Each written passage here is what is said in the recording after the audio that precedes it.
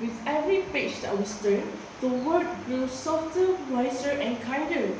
What if books became lanterns in the dark that guided lost hearts home? Every single story can awaken 1,000 of dreams. Every single poem can teach the soul how to breathe. Reading is not just an escape, it is a rival. In order to do that, reading a book is a very necessary thing. But before that, Assalamualaikum warahmatullahi wabarakatuh, and I would like to extend a good morning to everyone. My name is Nur Alfa Balkis binti Abdul Razak, and I'm a Form 4 student. So, the topic that we will be talking about today is about atomic habits. As reading broadened one's mind, I have fallen deeper and deeper into its abyss. In that journey, I have stumbled upon a particular book with a title so bizarre to me. At the first place, despite that, this particular book is the reason why I'm standing here today. So, the title of this book is Atomic Habits by James Clear, and it was the international bestseller book. So, in Atomic Habits, James Clear beautifully reminds us that the true change doesn't come from the sudden bright thoughts, but it comes from the quiet power of small and consistent action. Each habit that we form is like a brushstroke on the canvas of who we are becoming. Subtle but significant. Rather than just perfection, Clear beautifully reminds us that Clear invites us to fall in love with the process to shape our identity and behavior. With James Clear invites us to fall in love with the process to shape our environment and build our identity that rooted toward the person we wish to be. Instead of that, James Clear didn't come across not as a distant expert, but it comes from a deeply thoughtful, humble, and observant guy. His journey begins with a pain. As in his teenager, he suffered a traumatic brain injury during his high baseball game. An accident with a bat sent him to an emergency room, and he was committed medically in this coma. But this suffering pain turned him become a stronger guy. He didn't take this as a challenge to him. He come across all of the obstacles and become one of the most famous writers in his world. So, I have chosen 2 points to explain for today, which is motivation is overrated, environment often matters more, and the second one is how to find and fix your bad habits.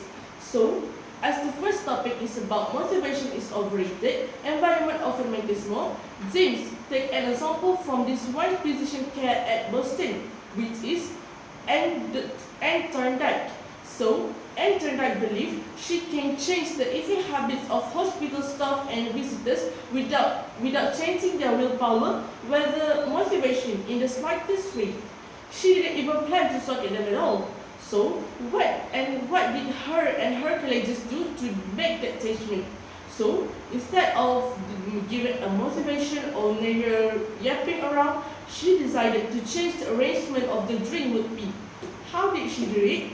At the first place, normally refrigerators next to the cash register was only filled with soda, but she made an adjustment about that position.